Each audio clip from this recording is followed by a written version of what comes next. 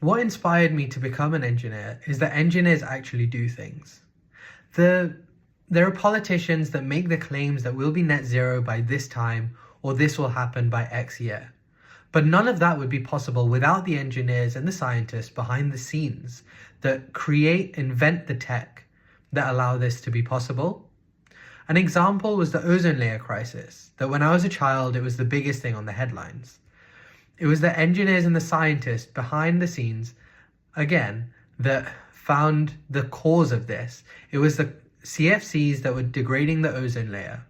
And while these were extremely important compounds, an alternative was needed to be found. The scientists found it, and it was the chemical engineers that produced this on an industrial scale. This then allowed policymakers to ban these compounds and allow the ozone to start healing itself.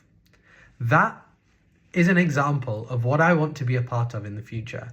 I want to be a part of a diverse team that comes up to solutions, for example, pollution or climate change, other potential man-made issues that we cause ourselves. That's what inspired me to become an engineer.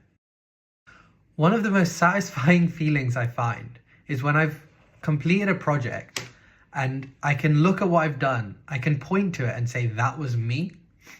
And when you're working in a team, whether you're leading a team or just part of the team, that feeling is ever so amplified because you can do a lot more than what you could have done on your own.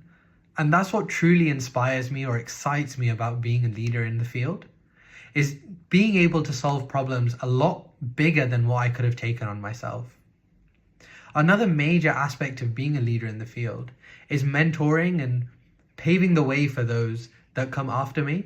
And I've been on the other side of this, being a mentee in the Cambridge Engineering Mentorship Scheme, and I've seen the benefit of this. And I look forward to taking on the responsibility for when my time comes to mentoring those that are going to come after me. If I was selected for this scholarship, it would make a massive difference. Firstly, it would allow me to attain work experience opportunities in fields I've not yet discovered. These would be niche and with emerging startups that wouldn't necessarily have the funds to pay me. So I would use the money from the scholarship to fund my accommodation and other living expenses. I would look to broaden my technical ability and challenge myself wherever possible. It would be similar to how this summer I completed a research internship at the University of Cyprus. At the start of the year, I was interested in hydrogen technology and research as a whole. So I found funding and got myself to Cyprus. It was a very unique experience that I would love to replicate in the future. But more than any of this, the main advantage of this scholarship is, and what sets it apart, is the community the Royal Academy have built.